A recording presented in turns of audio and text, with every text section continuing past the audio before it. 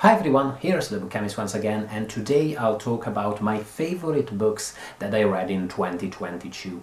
As always, this video is a chance for me to look back at the past year and reflect on the readings that had the greatest impact on me, the books that moved me the most or challenged me the most, that I found most gripping, most stimulating, most awesome. Don't take the ranking too seriously. It's not a way for me to say that book X is better than book Y. The fact that I rank them is just a way again for me to reflect on what books left the strongest impact on me. As always, I only considered new reads for the purposes of this video. Rereadings didn't count, and I only considered fiction books, novels, short story collections.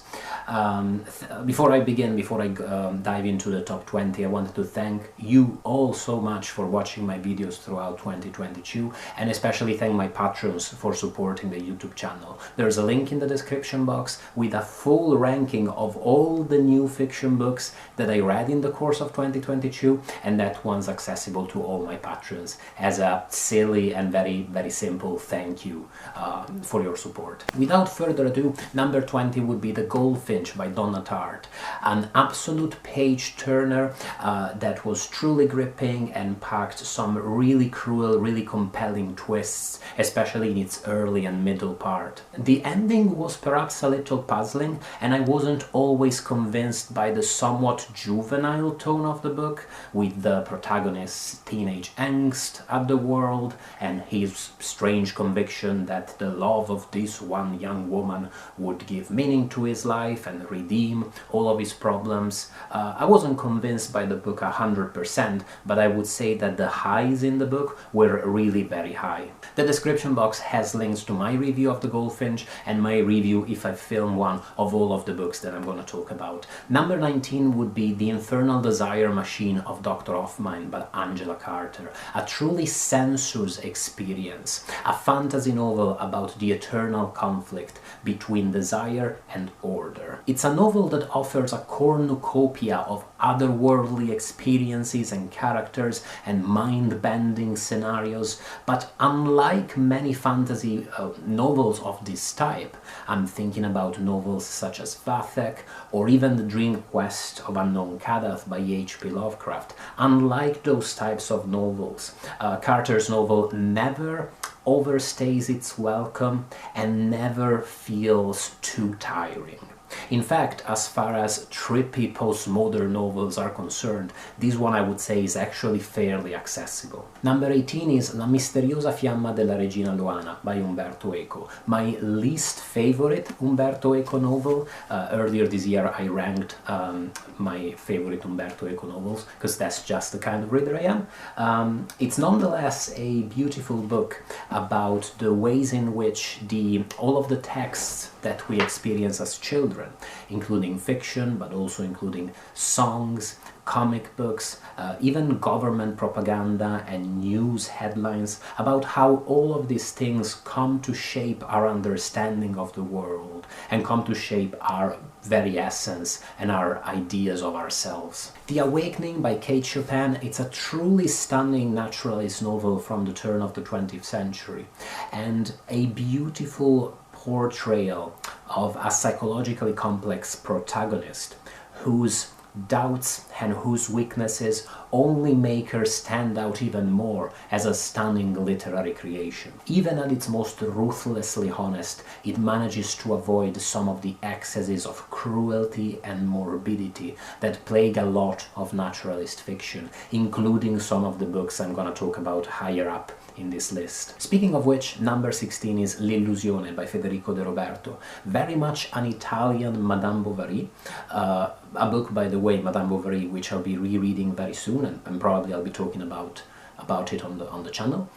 L'illusione explores the growing disillusionment, especially in sentimental matters, of a wealthy young woman living in 19th century Sicily. It's a brutally honest and clinically clear novel, and I'm a sucker for those. Number 15 is The Stone Sky, but I'll talk about that one in a minute. For now, number 14, Harlem Shuffle by Colson Whitehead. Harlem Shuffle felt very much like a lighter novel for Whitehead after two very ambitious and very serious novels such as The Underground Railroad and Nickel Boys. The tone in Harlem Shuffle is overall lighter than in those other books. The character's predicament, while often difficult, is not quite as daunting. And the thrills that you find in Harlem Shuffle are the types of thrills you find in very good crime novels and crime stories. However, all of these things shouldn't suggest that Harlem Shuffle is a minor or an inferior novel, because number one, Whitehead still manages to pack quite a lot of social commentary and social criticism in the book. And number two, because Harlem Shuffle is still a beautiful novel to experience on a sentence-by-sentence basis, and still has so much to say about the vagaries and the contradictions of the human experience. The Lowland by Jhumpa Lahiri, number 13, is a beautiful book about unrequited love, about people growing apart and growing embittered, but it's never a bitter book in itself. It's also a beautiful book about the joys, both big and small, that can be found in creating a new life for yourself in a foreign country, in a place that's very different from the nation and the place you come from and you grew up in. Number 12 would be The Secret History. Like The Goldfinch, the other Donna Tartt novel in this list, this felt very much like a contradictory experience, with the first half of the novel in particular building up a beautiful sense of mystery and suspense, and the second half of the book burning through a lot of that suspense and dissipating it quite frustratingly. Nevertheless, at its best, this was a fantastic page-turner, a great puzzle, and a beautiful book about what it means to be young and be smitten with learning and with culture. Number 11 is The Fifth Season by N.K. Jemisin, a book that manages to create an entire world, an entire universe in an incredibly small number of words and chapters. It's a book that ponders the oppressive, destructive and petty patterns in which humanity finds itself falling time and again, but that still finds enough in our human nature that's worth saving and worth preserving. It's also a beautiful book about power and oppression, about the pernicious ways in which power perpetrates itself, and about the type of paranoid folly that power harbors toward the people it oppresses.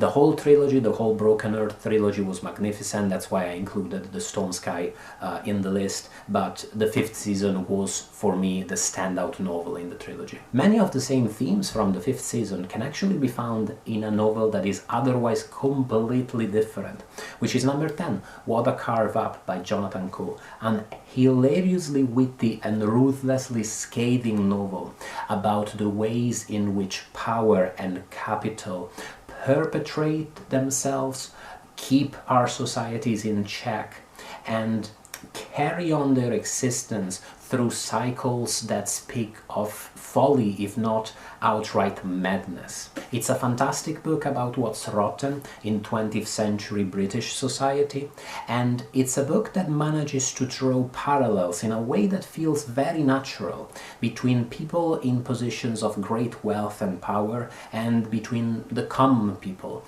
And by doing this, it shows how politicians, how rich people, how big industry, the media, how all of these forces manage to oppress us because they feed on and they exploit our very worst sides, our very darkest sides. The City and the City by Chana Miéville, number 9, is an incredible feat of imagination, daring and challenging but never difficult, and it's also an awesome detective novel. I must confess that I am not always the biggest fan of the new weird novels that fall into this genre. I tend to either love them or hate them, but I definitely loved The City and the City, and I'm very curious to read more of Mieville's major works.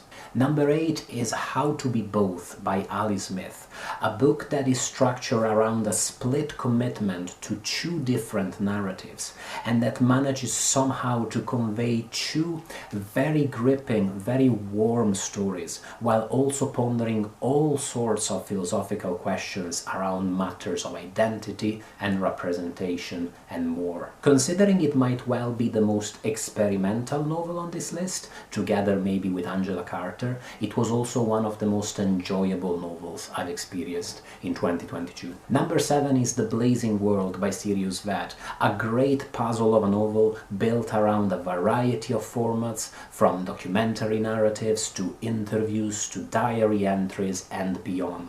I'm a sucker for novels of this type, and this puzzle felt more stimulating and interesting than most, as you try to figure out who exactly Harriet Burden was. Was she an underappreciated artist or an egomaniac woman? Was she a patron of the arts, or was she somebody who exploited innocent artists? You will have to read the book and decide for yourself if you can. Number 6 is Station 11. Post-apocalyptic novels tend to scare me these days, or I tend to find them a little morbid and a little tiring, but for all that Station 11 conveys the full horror of the deaths of billions of people and the horror of the feral world that follows this collapse, it still manages to convey an incredible sense of delicacy and beauty. It's a novel that pays homage to the beauty that was lost in the collapse of civilization and the beauty that survives in the world that follows this cataclysm. It's an absolute must-read. It's truly heartwarming, but at the same time also ruthlessly insightful when it comes to delving into its character's psyche, and it's always intriguing from page 1 to the end. Wall Fall by Hilary Mantel is an incredibly ambitious historical novel, written in a very peculiar style that's challenging, slightly difficult, but also intuitive to learn. It's the type of book that teaches you how to read it as you progress, and through a sort of temporally dislocated near stream of consciousness, it allows you to experience life and experience the world of the early 16th century through the eyes of Thomas Cromwell, one of the most interesting men, or at least one of the men in one of the most interesting positions in Tudor England. Number 4 is The Candy House by Jennifer Egan. I went into this novel without many expectations, but I was astounded by how great this book was, even compared to A Visit from the Goon Squad, the novel that this follows from. All the things that made Goon Squad a masterpiece are still here in Candy House. The novel's fascination for the varieties of human experience and for the nodes that connect desperate lives together, its interest in the ways in which technology changes the way we relate to one another, and its ability to strike an ominous note when it comes to its prediction for our future without ever sounding paranoid or exaggerated. Because all of these predictions, both the more optimistic ones and the more daunting ones, are rooted in its deep understanding of our human nature. Number 3 is The Left Hand of Darkness by Ursula Le Guin, a novel that takes one of the most stimulating ideas I've ever experienced in science fiction, a planet where humanity has no gender and where people can assume either biological gender in the course of intercourse temporarily. It takes this idea and explores it in full through a truly gripping and fast-paced adventure story. It's an exploration of the pitfalls and horrors of human society, but it's also a luminous book about love and friendship, and a book that dares to imagine a hopeful and beautiful future for humanity.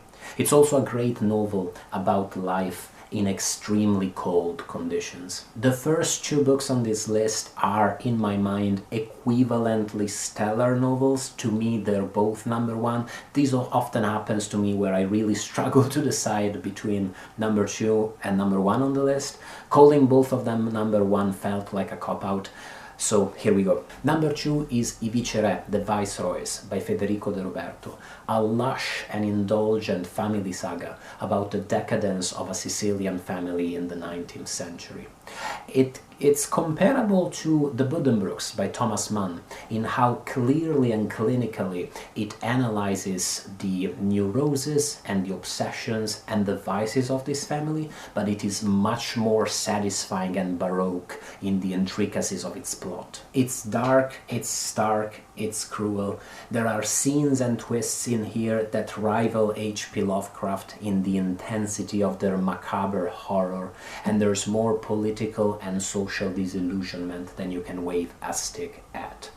It's a truly astonishing novel that turns some of the darkest aspects of the human condition and some of the darkest aspects of Italian history and society into truly beautiful art. Number one, my favorite novel from 2022, Our Wives Under the Sea by Julia Armfield. A beautiful novel, a perfect novel I would say, about lovers growing apart after a difficult experience, about estrangement and the failure of communication, but also and crucially a story about the sea with its wonders and its monsters. It's an incredibly insightful book in its psychological characterization, but it also has the courage to be moving at times, and it's a beautiful take on the myth of the sea monster.